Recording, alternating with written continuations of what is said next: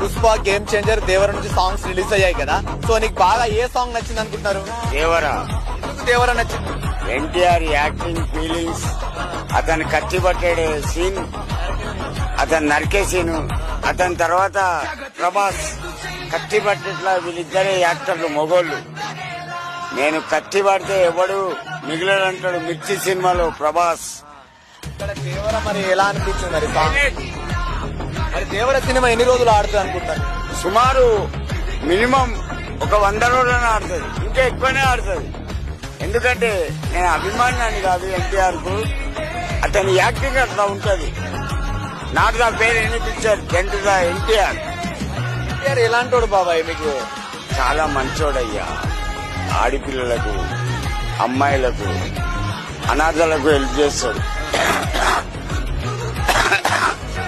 చాలా మంచోడు.